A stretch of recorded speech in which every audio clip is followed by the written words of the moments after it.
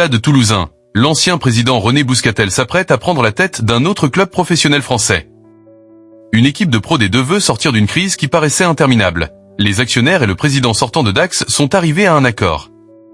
Parmi les changements majeurs, le club serait sur le point de nommer un ancien président historique du Stade toulousain pour diriger son club.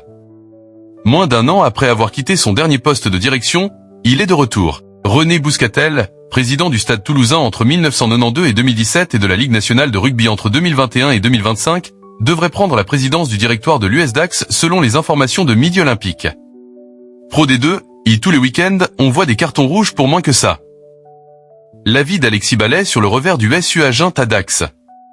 En coulisses, la saison du club landais est particulièrement agitée et la Ligue nationale de rugby, LNR, a déjà infligé 17 points de pénalité aux Dacois, dont 3 avec sursis, à cause d'irrégularités dans la gestion administrative et financière. Les répercussions au classement sont claires, l'US Dax pointe à l'avant-dernière place avec 27 points, au 31 janvier 2026.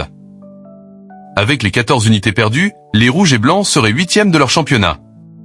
Afin de trouver une issue à la crise, les actionnaires historiques de l'US Dax ont posé 400 000 € sur la table.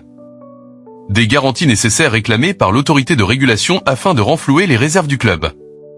Encore des fonds pour finir la saison. Benjamin Gufflet, président d'Aqua depuis 2023, qui avait annoncé sa démission dans un communiqué en décembre 2025, devrait apporter une somme légèrement supérieure à 400 000 €. Un montant récolté grâce à ses partenaires, qui permettra aux Landais de terminer la saison 2025 à 2026. On a ce qu'on mérite. Pourquoi le VSU Agen peut se mordre les doigts après sa courte défaite à l'US Dax?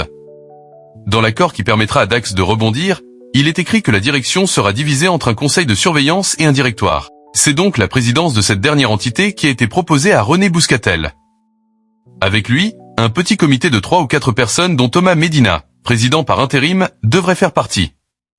Malgré un dernier revers ce vendredi 30 janvier sur la pelouse de Béziers, 10-6, la saison sportive de Dax est loin d'être catastrophique.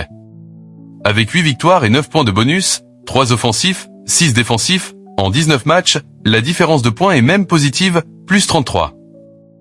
Conquête, défense, discipline, Colomiers aligne les planètes pour dominer Soyaux-Angoulême. Au stade Maurice Boyau, les supporters ont même de quoi se ravir. La dernière défaite date du 2 octobre et n'avait été que d'un point face à l'incontestable leader Vantais, 15-16.